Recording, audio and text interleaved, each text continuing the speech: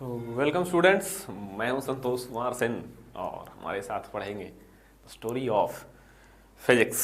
तो बात कर रहे थे हम लोग velocity in spherical mirror. Image की वेलोसिटी हम लोग फाइंड कर रहे थे। पिछले लेक्चर में दो केसेस की चर्चा हम लोग कर चुके हैं कि जब हम प्रिंसिपल एक्सिस के अलोंग अगर चले, वो भी पोल के डायरेक्शन में, यानी परपेंडिकुलर एक्स एक्सिस पे, और दूसरा केस था प्रिंसिपल एक्सिस के परपेंडिकुलर यानी वाई एक्सिस पे, तब किस तरह का इमेज का वेलोसिटी होगा। अब बात करते हैं कि अगर इमेज ऑब्जेक्ट किसी एंगल पे, प्रिंसिपल एक्सिस से किसी पर्टिकुलर एंगल पे अगर मोशन करे तब क्या होगा, है ना। तो ये बड़ी समस्या है आप लोगों को। पिछले दो केसेस से आप बता रहे हो कि अगर एंगल पे करेंगे तब क्या होगा। ये तो आप बड़ा इजी केस पकड़ लिए और बता दिए। तो चलिए हम ड्राइव करते हैं। ऑब्जेक्ट अगर मोशन करेगा सम एंगल पे तो क्या होगा। हमेशा की भांति कॉनकेव मिरर पहले ले लेते हैं। आपके लिए कॉन्वेक्स मिरर के लिए भी डिफाइन कर देंगे हम इच्छा अनुसार। ये हो गया हमारा, ठीक है, ये हो गया पोल। क्वेश्चन को अभी भी पहले की तरह छोड़ देते हैं हम। फोकस 10 सेंटीमीटर, यू 20 सेंटीमीटर,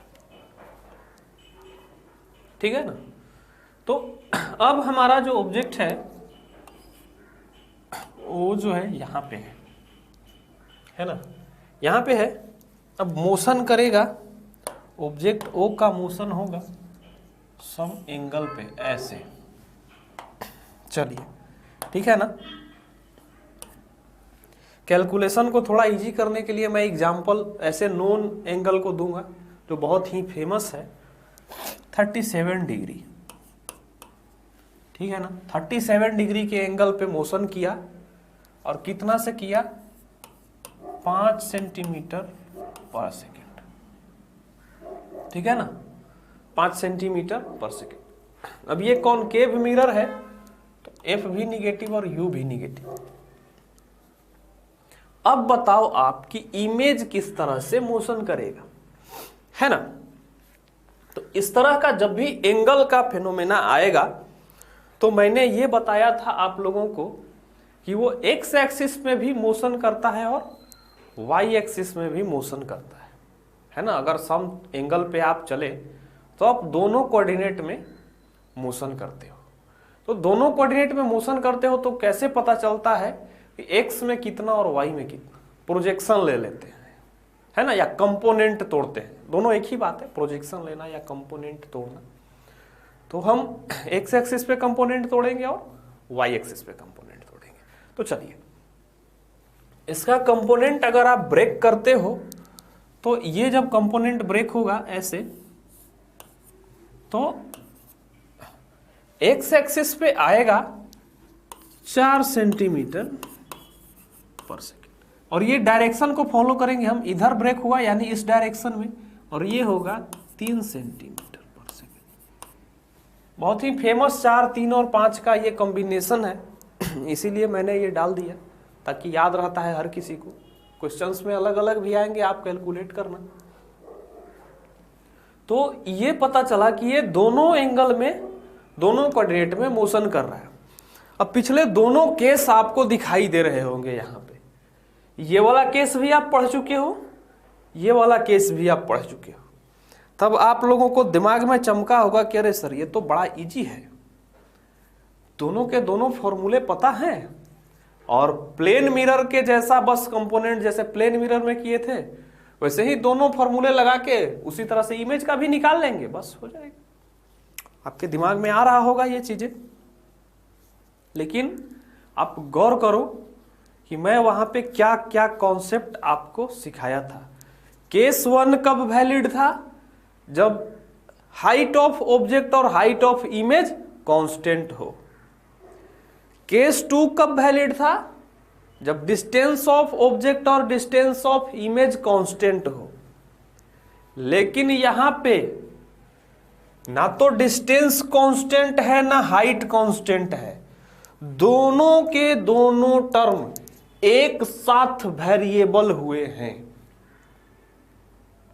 दोनों के दोनों टर्म एक साथ वेरिएबल हुए, कांस्टेंट कुछ भी नहीं है। अब ये चीज मैं क्यों कह रहा हूं कि देखो, जब केस 4 में बताऊंगा तो ज्यादा क्लियर होगा, उसमें तो आपको बिल्कुल लगेगा कि ये तो आसान है, लेकिन वो भी कॉम्प्लिकेटेड है। कॉम्प्लिकेटेड क्या है, जब तक आप समझे नहीं हो कॉम्प्लिकेटेड है, समझते ही तो यूं हो जाता है ना। तो हम बात करेंगे, अब इसका कंपोनेंट तो तोड़ दिए। अब एक चीज पता चला कि ये एक्स एक्सिस में 4 सेंटीमीटर पर सेकेंड से चल रहा है और वाई एक्सिस में 3 सेंटीमीटर पर सेकेंड से चल रहा है, ठीक है ना।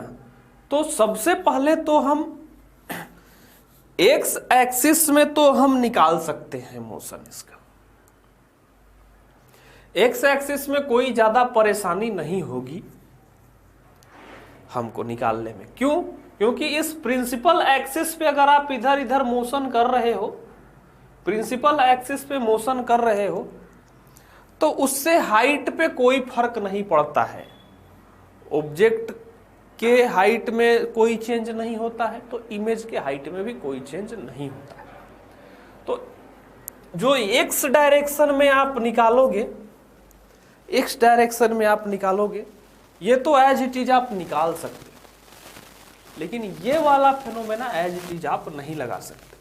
देखो मैं कहना क्या चाह रहा हूं, मैं कहना क्या चाह रहा हूं, देखो हमने जो लिखा था फॉर्मूला,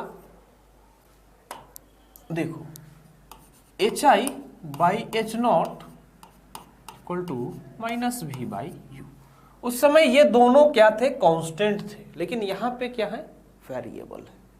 तब जब वेरिएबल है तो क्रॉस मल्टीप्लीकेशन कर दो, h i into u equal to minus v h not. अब डिफरेंशिएट करोगे तो u इंटू वी का फॉर्मूला लगाओ डिफरेंशिएशन, तो एक बार एच आई को कांस्टेंट करो, d u by d t करो, ठीक है ना, फिर प्लस एक बार u को कांस्टेंट करो, d h i by d t करो, ठीक है ना, इक्वल टू माइनस, ये माइनस रख लेना, v को कांस्टेंट करो, d h o by d t करो, फिर माइनस एच नॉट को कांस्टेंट रखो, एच ओ को, और d v by d t करो। टोटल जो डिफरेंशिएशन होगा वो ये होगा, ठीक है ना। अब अगर इसमें आप u और v को कांस्टेंट जैसे ही मानोगे तो आप देखोगे कि पिछला वाला केस 2 वाला फॉर्मूला आपको आ जाएगा यहां से। जैसे ही ये कांस्टेंट होगा तो ये टर्म 0, और ये कांस्टेंट होगा तो ये टर्म 0, है ना। तो वहां से आपको सिर्फ ये दोनों बचेगा, तो पिछला फॉर्मूला आता हुआ दिख रहा है, लेकिन जैसे ही वेरिएबल हो गया तो एक एक टर्म ऐड हो गया। अब यहां से आपको ये कंप्लीट फॉर्मूला मिला है कि जब दोनों वेरिएबल होगा तब क्या होगा, वेलोसिटी, ठीक है ना। तो यहां से हम फाइंड करेंगे, लेकिन ये जो फॉर्मूला है, ये जो फॉर्मूला है आपका H not H I and you भी वो क्या होंगे, वेरिएबल होंगे तब। और ये किसके लिए निकालते हैं हम, किसके लिए निकालते हैं, इन वाई एक्सिस, एक्स एक्सिस के लिए ये फॉर्मूला नहीं है। क्यों? क्योंकि एक्स एक्सिस पे अगर आप मोशन करते हो तो उसको हाइट से कोई लेना देना नहीं, एक्स एक्सिस पे मोशन हाइट से कोई लेना देना नहीं। अब आप बोलोगे कि ऑब्जेक्ट में अगर कुछ हाइट है, ऑब्जेक्ट में कुछ हाइट है तब तो है कि वो हाइट बढ़ता है घटता है। अगर ऑब्जेक्ट का हाइट कुछ है इतना और अगर इमेज बनेगा तो हो सकता है कि इमेज घटे या इमेज बढ़े, लेकिन ये वाला पॉइंट को कोई लेना देना नहीं होता है, इस पॉइंट को कोई लेना देना नहीं है। क्यों? क्योंकि ये पॉइंट ऑलवेज प्रिंसिपल एक्सिस पे ही टिका हुआ रहेगा, ऑलवेज प्रिंसिपल एक्सिस पे टिका हुआ रहेगा, उसको वो प्रिंसिपल एक्सिस को छोड़ के नहीं जाएगा। नहीं, अगर ये वाला पॉइंट प्रिंसिपल एक्सिस पे है ऑब्जेक्ट अभी भी जहां तक हम लोग केस पढ़ रहे हैं, ऑब्जेक्ट हमारा प्रिंसिपल एक्सिस पे ही रखा हुआ है ना। तो अगर हमारा ये पॉइंट है प्रिंसिपल एक्सिस पे है तो उसको कोई फर्क नहीं पड़ता। तो एक्स एक्सिस में जो मोशन होगा उसके लिए वो पुराना फॉर्मूला ही वैलिड होगा, केस 1 वाला। तो चलो केस 1 वाला फॉर्मूला लगाते हैं। केस 1 में क्या फॉर्मूला था हमारा? केस 1 के लिए था VI minus VM is equal to, ये किसके लिए था? एक्स एक्सिस के लिए था, और ये किसके लिए है? वाई एक्सिस के लिए। और इधर क्या आया था आपका? माइनस V बाई यू का square, I think so V0 V minus VM, ये आया था वेक्टर की शक्ल में, यही आया था ना। अब इन दोनों फॉर्मूलों से आप इसे कैलकुलेट कर सकते हो। क्यों? क्योंकि दोनों के दोनों कंपोनेंट से आपको पता चल गया है कि वाई एक्सिस में क्या है वेलोसिटी और एक्स एक्सिस में क्या है वेलोसिटी हमारा, ठीक है ना। तो यहां से हम निकालते हैं वेलोसिटी अपना। तो सबसे पहले तो हमें v निकालना होगा। तो हर बार क्वेश्चन में आप v निकाल रहे हो, यहां से हर v तो सेम ही आएगा, v इज इक्वल टू -20 आता है ना। इसीलिए मैं डेटा सेम रख रहा हूं क्योंकि v निकालने की जरूरत नहीं पड़ेगी। आप v निकाल लेना अगर डेटा अलग हो तो। मिरर फॉर्मूला से ये आ गया, किससे आया? मिरर फॉर्मूला से, ठीक है ना। मिरर फॉर्मूला से ये आ गया। हर बार क्वेश्चन का डेटा सेम है इसलिए इशू नहीं हो रहा है। आप निकाल के देख लेना 1/f is equal to 1/v plus 1/u, तो v is equal to -20 centimetre. अब चलो यहां पे सबसे पहले एक्स एक्सिस में निकालते हैं। तो एक्स एक्सिस में vi को तो हमें पता ही करना है, तो vi हमें पता करना है। Vm0 ये मोशन में नहीं है ना। Vm0 जब मोशन में होगा तो आप लिख देना, है ना। अब यहां से अगर आप मिरर को भी मोशन कराओगे तो आप लिख देना, है ना, मेंशन कर देना। दोनों के दोनों तो आपको मिल ही गए फॉर्मूले। तो इसमें कहीं पे Vm का चर्चा ही नहीं है ना। हाइट में कोई फर्क ही नहीं पड़ता, क्योंकि आप अगर ऐसे ऐसे मूव करा रहे हो तो कोई फर्क नहीं पड़ेगा, क्योंकि प्रिंसिपल एक्सिस के साथ साथ अगर प्रिंसिपल एक्सिस पे कोई चीज रखे हुए हो, मिरर भी मोशन कर रहा है तो कोई फर्क नहीं पड़ेगा उसको, है ना। तो चलो हम पहले निकालते हैं इसको, है ना। अब एक बार आएंगे, अगर आपको ऐसा लगता है कि अगर हम मिरर को ऐसे फिक्स कर दिए, प्रिंसिपल एक्सिस को फिक्स कर दिया और ऑब्जेक्ट को कहीं यहां पे रख देंगे तब तो फर्क पड़ेगा ना। तो केस 4 में डिफाइन करेंगे उसको। तो 0 हो गया, minus v is equal to कितना है? 20, -20 और u इज इक्वल टू भी -20 स्क्वायर। ये कट के 1 आ जाता है हर बार। और v0 कितना है? एक्स एक्सिस में कितना है? पॉजिटिव में है ना, इंसिडेंट रे के डायरेक्शन में है तो पॉजिटिव में है। तो क्या लेंगे? 4 -0 कितना आएगा यहां से? vi इज इक्वल टू -4 कितना आ गया? vi equal to -4 centimetre per second, ठीक है ना, पर सेकेंड। अब कहने का मतलब हो गया कि -4 यानी कि नीचे की ओर जाएगा। तो सबसे पहले तो इमेज जो है -4 नहीं, नीचे की ओर नहीं, सॉरी, अपोजिट साइड। तो इमेज जो है वो एक तो इधर की ओर मूव किया, किस पे? प्रिंसिपल एक्सिस पे अपोजिट साइड मूव किया 4 सेंटीमीटर पर सेकेंड से। अब आप बोलोगे कि ये फॉर्मूला आप जो डिराइव किए हो वो क्यों किए? क्योंकि जैसे ही ऑब्जेक्ट इधर मूव करेगा तो u चेंज होने लगेगा, क्योंकि इधर की ओर भी तो मोशन है ना।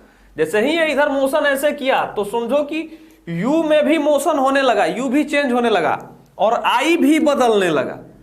तो जब ऑब्जेक्ट आगे पीछे होता है, तो इमेज के हाइट में बदलाव होता है।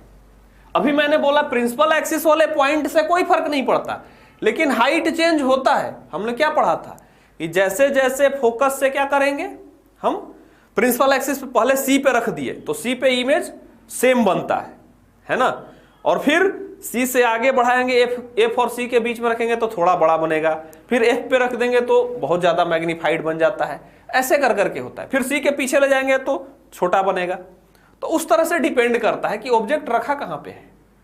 तो जब ऑब्जेक्ट वेरी कर रहा है इधर उधर, और यहां पे हाइट भी है ऑब्जेक्ट में, अब तो 3 सेंटीमीटर पर सेकेंड से ये ऊपर की ओर भी जा रहा है, यानी हाइट भी है, अब वेरी करेगा। इसीलिए हम पुराना फॉर्मूला नहीं लगाए हैं, ये पूरा कंप्लीट डेरिवेशन लिए, क्योंकि u और v भी वेरिएबल है इस बार। तो अब रखेंगे वैल्यू यहां पे। अब एक चीज आप पकड़ना, मैं क्या कहना चाह रहा हूं यहां पे देखना। जब इसकी वैल्यू आप रखोगे, इसकी वैल्यू रखना शुरू करते हैं हम लोग। तो जब इसकी वैल्यू रखेंगे, इस वाले पोर्शन में हम रखते हैं, चलो इस वाले पोर्शन में हम इसकी वैल्यू रखेंगे। एच आई हमको क्या है, सबसे पहले तो हम जब एच आई देखेंगे तो इनिशियल में जाएंगे। ये इनिशियल में है, कब, time t equal to 0। After कुछ सेकेंड में तो बहुत ज्यादा कॉम्प्लिकेशन आ जाएगा, पूछेगा कि 2 सेकेंड बाद बताइए, तब तो दिक्कत हो जाएगी, क्वेश्चन बहुत ज्यादा कॉम्प्लिकेटेड हो जाएगा, है ना। 2 सेकेंड में कहीं पे इधर होगा, तो ऐसा आपको नहीं पूछेगा। आपको क्या पूछेगा, जब टाइम t इक्वल टू 0, यानी एक पॉइंट ऑब्जेक्ट यहां पे आके रह गया, अब ये इधर मोशन करेगा तो इमेज क्या होगा, है ना। ये नहीं है कि 2 सेकेंड मोशन कर गया है अब बताओ, तो ऐसा नहीं पूछेगा आपसे, ठीक है ना। उस तरह से भी होता है, तो उसका फिर हम लोग अलग तरीके से सॉल्व करेंगे। ये इंस्टेंटेनियस है, क्या है, इंस्टेंटेनियस वैल्यूज है, यानी टाइम t इक्वल टू 0 पे। इनिशियल में एच आई कुछ नहीं है, इनिशियली में इंस्टेंटेनियस में टाइम t इक्वल टू 0 पे एच आई कुछ नहीं है, हमारा 0 है। जब मोशन शुरू होगा आफ्टर सम टाइम, तब ना एच आई बनेगा। शुरुआत में थोड़ी ना कुछ हाइट है, शुरुआत में कब हाइट होगा, शुरुआत में कब हाइट होगा, जब हम ऑब्जेक्ट मानेंगे कि ये ए बी है और इसका हाइट इतना है। यहां पे तो पॉइंट ऑब्जेक्ट है, इनिशियल में हाइट है कुछ नहीं है। ये वैल्यू एच आई तब आप लिखोगे जब हम एक्सटेंडेड ऑब्जेक्ट दे देंगे, और एक्सटेंडेड ऑब्जेक्ट दे के बोल देते कि अच्छा 1 सेंटीमीटर का ऑब्जेक्ट है, तब रखते ये चीज। यहां पे ये पॉइंट है, तो इनिशियल में कोई हाइट नहीं है, तो 0।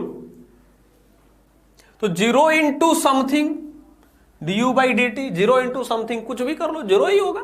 du बाई डी टी भले ही वहां पे आ रहा है term, du by d t 4 centimetre आ रहा है, लेकिन जब ये टर्म 0 तो 0 इंटू समथिंग 0 प्लस, अब आ रहा है u कितना है, -20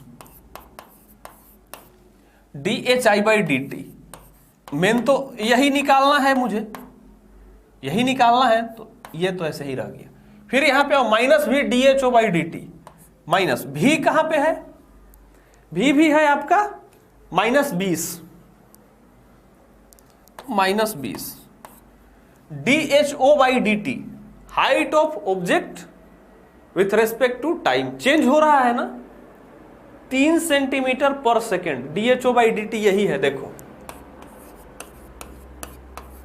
और ये पॉजिटिव है या निगेटिव है, ऊपर की ओर जा रहा है, ऊपर की ओर ये कंपोनेंट टूटा है ना, ऊपर की ओर टूटा है। अगर यही ऑब्जेक्ट नीचे की ओर ऐसे जाता तो दूसरा नीचे की ओर टूटता कंपोनेंट, तब ये निगेटिव होता। लेकिन अभी प्रिंसिपल एक्सिस के ऊपर जा रहा है, तो प्रिंसिपल एक्सिस के ऊपर जा रहा है तो क्या होगा, पॉजिटिव होगा। तो आप लिखोगे इसको 3। अब minus height of object, height of object. अब ये बताओ, ना तो इनिशियल में ऑब्जेक्ट का हाइट है तो ना इमेज का हाइट है ना, पॉइंट है ना, शुरू में तो प्रिंसिपल एक्सिस से स्टार्ट हुआ है, तो ये भी टर्म 0, तो 0 इंटू समथिंग 0 हो जाए। तो यहां से dhi बाई डी टी जब आप लिखोगे, dhi बाई डी टी जब आप लिखोगे तो क्या होगा, पहले तो ये माइनस माइनस प्लस है ना, 20×60 अगर हो जाएगा तो ये 20 से 20 कट गया, तो equal to -3 centimetre per second, -3। यानी ये कहां जाएगा अब, नीचे, इधर की ओर 4 और इधर की ओर 3 है ना, अपोजिट में नीचे। अब आपको फिर इसका निकाल लो, रिजल्टेंट निकाल लो, आपको इमेज का पता चल जाएगा कि कितना एंगल पे जा रहा है। बाकी रिजल्टेंट निकालना आपको आता है वेक्टर लॉ से, सिर्फ हमें कंपोनेंट पता चलेगा कि 4 और 3 नीचे की ओर जा रहा है ना। तो इस तरह से आप जब एंगल पे होगा तब वैल्यू फाइंड करोगे। हम एक क्वेश्चन और सॉल्व करते हैं, एक क्वेश्चन और सॉल्व करेंगे ताकि आपको पता चले अच्छे से। चलिए हम इसको स्लाइड करते हैं थोड़ा सा ऊपर, एक क्वेश्चन और करेंगे आपके लिए। हम देखो डेटा बदल देते हैं, बाकी तो कॉनकेव मिरर रहने दो, हम केवल डेटा बदल देते हैं। और डेटा बदल के करते क्या है कि अब इस बार f की वैल्यू हम 15 सेंटीमीटर मान लिए, f की वैल्यू जो है 15 सेंटीमीटर मान ली। अब देखते हैं क्या बदलेगा। मिरर ही बदल दिया, अब 10 था ना, अब 15 कर दिए, बस बाकी सारा डेटा सेम रहने दो। अब f की वैल्यू 15 कर दिए हैं, बस इतना में ही अब फाइंड करना है कि क्या कुछ चेंज हो रहा है, कैसे चेंज हो रहा है। तो हम f का 15 कर दिए। आपको लग रहा हो कि बार बार सेम सेम रखे हुए हो सर, एक बार चेंज कर दो, तो हम कर दिए। तो जब 15 करोगे तो सबसे पहले तो फिर भी पता करना होगा, क्योंकि अब फोकस चेंज हो गया है, फोकस चेंज हो गया है तो ये भी चेंज होगा। तो जब भी चेंज होगा तो वही वाला बात uf u माइनस एफ, और u क्या है -20, ठीक है ना। और कॉनकेव ही छोड़े हैं, कॉन्वेक्स रहेगा तो प्लस कर देना, हमारे यहां अभी कॉनकेव ही है तो -15 डिवाइडेड बाई -20 प्लस 15। तो अब जब इसको सॉल्व करोगे तो ये आएगा -60। अब जो भी जो बनेगा, जैसे ही इसका फोकस चेंज किया तो इधर कहीं -60 पे बनेगा, ठीक है ना। क्योंकि पहले तो C पे रह रहा था, लेकिन इस बार C कहां चला गया, 30 पे। तो अब ऑब्जेक्ट रखे हैं फोकस और C के बीच में, तो इमेज कहां बनेगा, C और इनफाइनाइट के बीच में, तो इसीलिए कहीं -60 पे चला गया भी। अब बताओ, सेम कंडीशन है, सेम कंडीशन में आपको डिफाइन करना है। भी है -60 पे, तो देखो यही वाला काम करेंगे। सबसे पहले तो हमें यह पता करना है vi माइनस vm। तो जब एक्स एक्सिस में निकालेंगे, देखो कैसे केवल फोकस बदलने पे चेंज हो गया चीजें। तो क्या होगा vi, बाकी तो 0 है, माइनस v बाई यू का होल स्क्वायर। तो v क्या है -60, u क्या है -20, उसका होल स्क्वायर, ठीक है ना, क्या है होल स्क्वायर।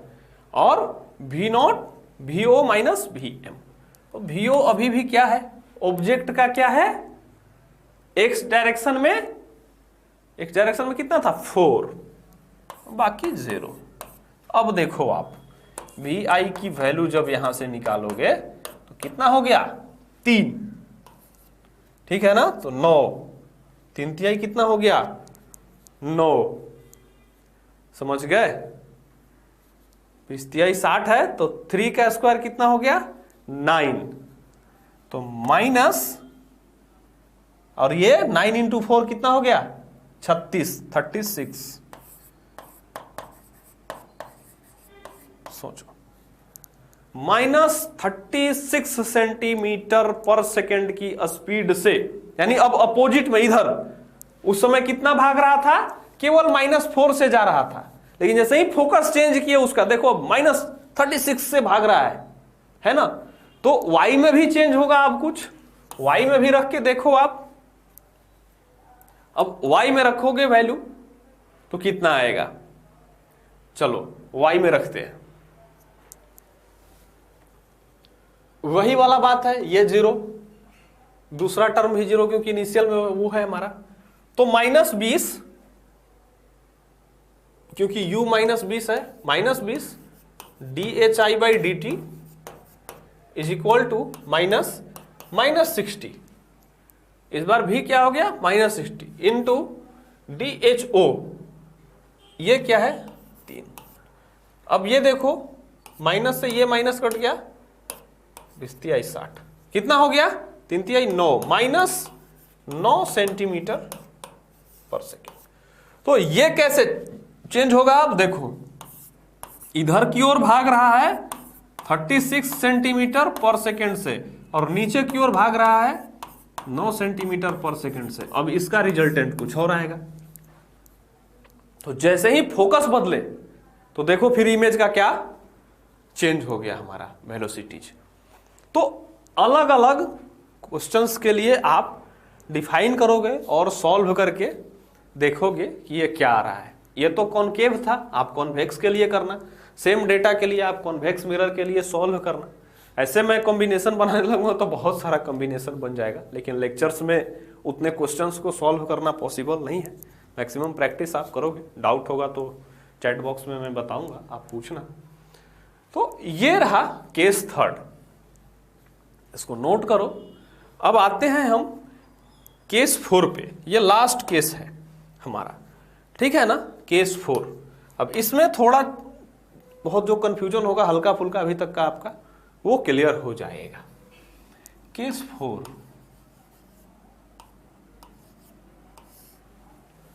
जो अभी लग रहा होगा कि अच्छा 0 0 सर लिख दे रहे हो, height of object, height of image को आप 0 लिख दे रहे हो। अब आते हैं हम केस 4 पे और देखेंगे कि क्या होगा। इसको बोल सकते हो कि object moves parallel to the principal axis.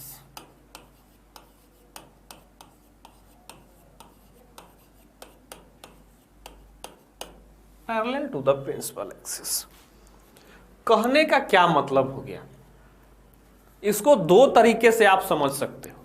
जैसे देखो, मैं पहले बना देता हूं, कॉनकेव ही मैं बनाता हूं, मेरे लिए थोड़ा इजी हो जाता है। हाथ बैठा हुआ है, ऐसे बनाना ये थोड़ा सही नहीं बनता है मेरे से, इसलिए मैं कॉनकेव बनाता हूं हर बार।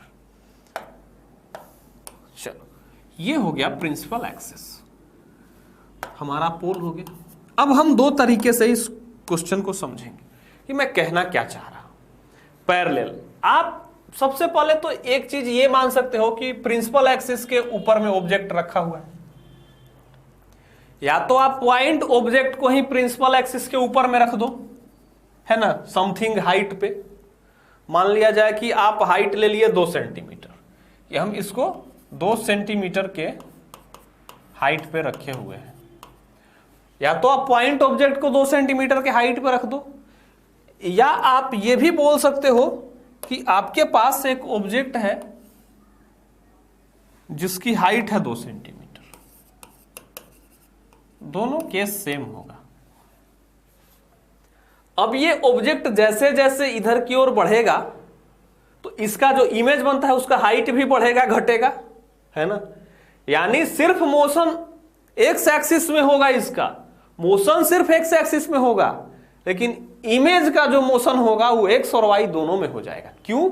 क्योंकि हाइट बढ़ता घटता है अगर यू चेंज करते हो तो, है ना। इमेज का हाइट यू पे भी डिपेंड करता है। अगर ऑब्जेक्ट बड़ा है, हम बोलते हो ना कि कब बनता है, अभी तो मैं बोला कि जब ऑब्जेक्ट वक्रता केंद्र पे रखते हो, यानी सेंटर पे रखते हो, सेंटर ऑफ कर्वेचर उसको बोलते हैं, अलग अलग नाम है, सी पे रखते हो, तब तो इमेज और ऑब्जेक्ट दोनों बराबर होते हैं। जैसे ही सी से आगे ले जाओगे तो इमेज कहां जाएगा, सी से पीछे, फिर बड़ा बनेगा, ऑब्जेक्ट से बड़ा बनने लगता है, फिर एफ पे ले जाओगे तो बहुत ज्यादा बड़ा बन जाएगा, है ना। और उसी ऑब्जेक्ट को आप सी के पीछे लेके चले जाओगे तो फिर इमेज कहां बनता है, सी और एफ के बीच में, फिर वो छोटा बनेगा। यानी यू बदल रहे हो आप, सिर्फ स्लाइड कर रहे हो उस एक्सिस पे, और क्या हो रहा है, इमेज का हाइट छोटा बड़ा हो रहा है। यानी वाई एक्सिस में भी इमेज का मोशन हो रहा है, एक तरह से बोल सकते हो, है ना। यू बदलने पे वाई एक्सिस में भी मोशन हो रहा है। तो आप या तो मानो कि यहां पे पॉइंट ऑब्जेक्ट एक है जो प्रिंसिपल एक्सिस से 2 सेंटीमीटर के हाइट पे है, तो इसको भी आगे पीछे करोगे तो इसका हाइट कहीं इधर उधर बढ़ेगा, है ना, प्रिंसिपल एक्सिस से समथिंग हाइट पे तो है।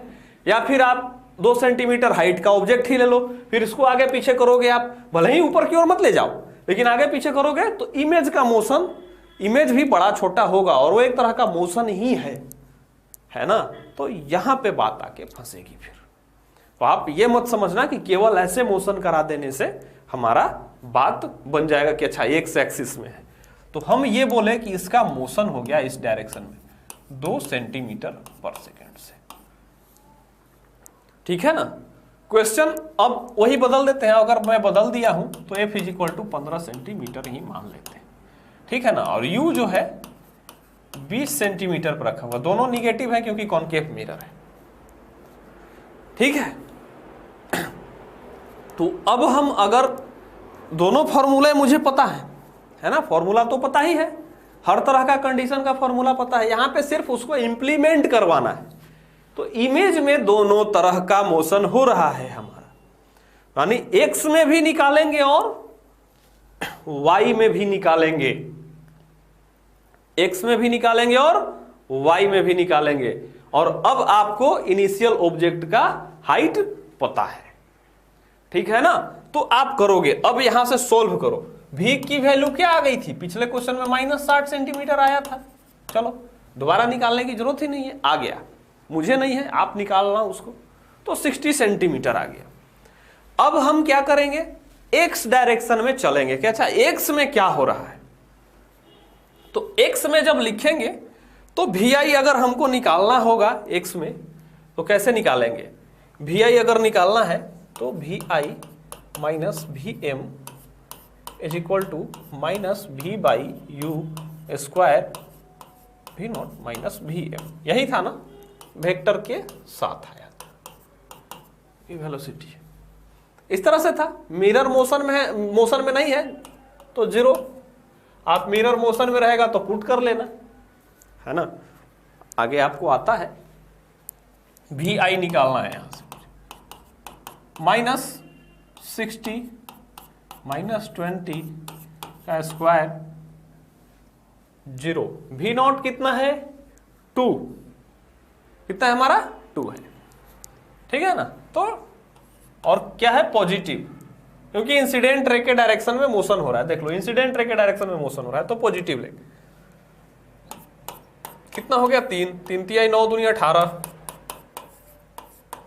18 centimetre per second, 18 centimetre per second.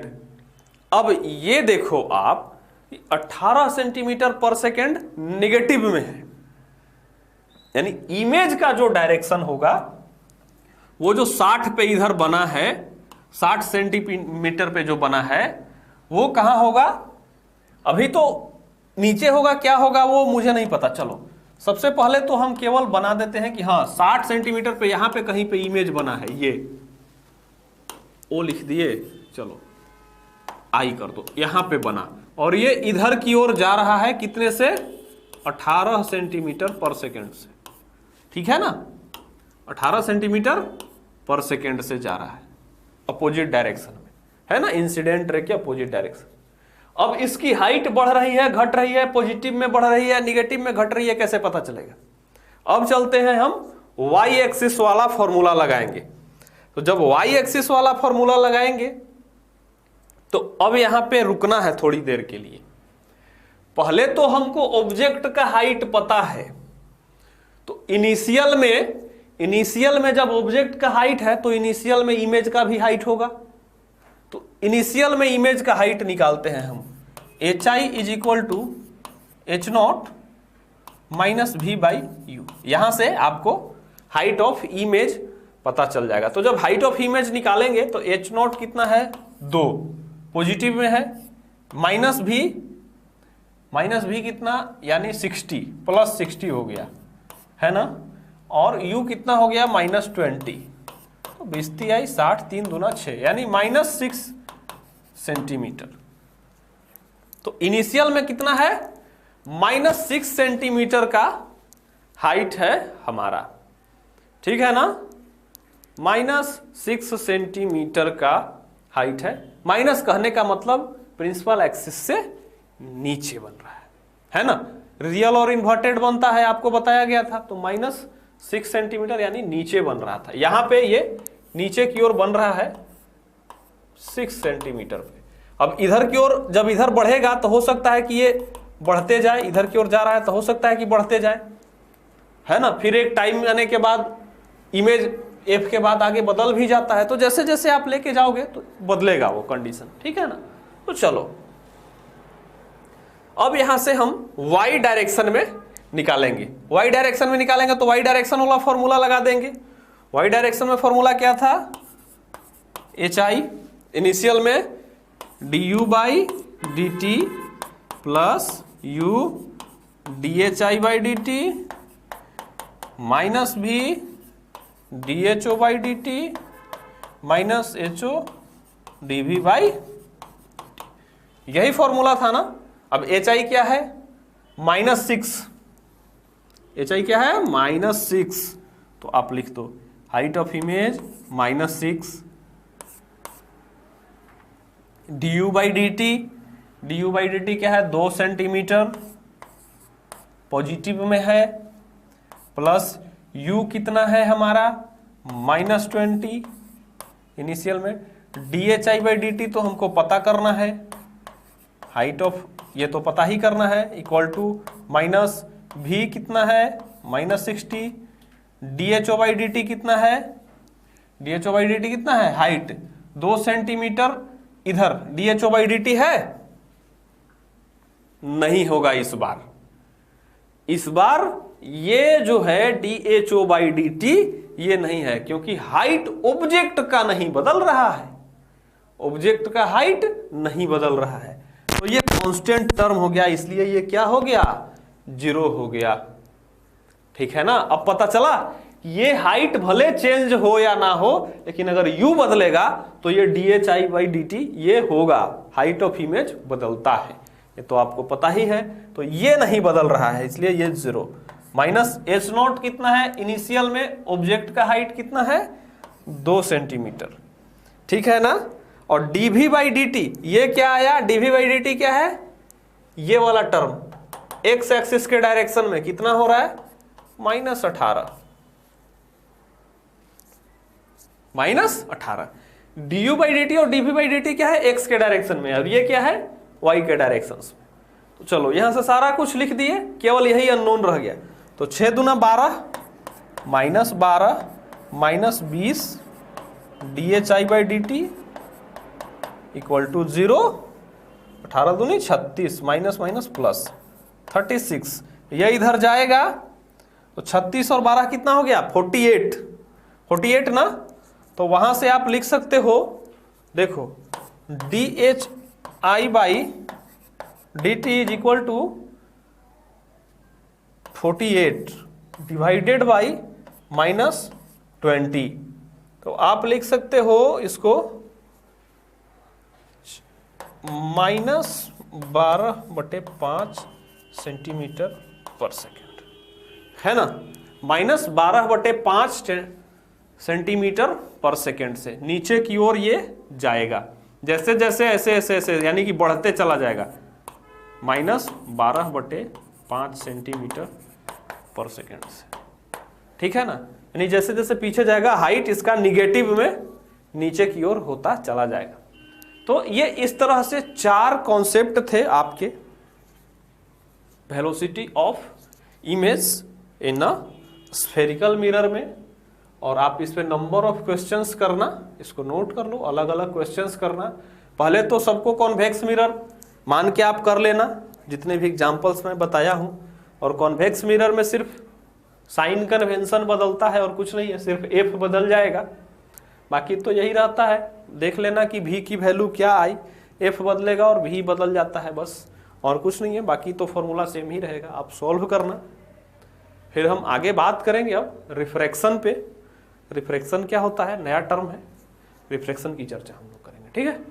तो आज के लिए बस इतना ही, फिर इन्हीं भूले बिसरी यादों के साथ मिलेंगे अगले लेक्चर में नई कहानी के साथ। तब तक के लिए पढ़ाई करते रहिए, बाय बाय, सायोनारा।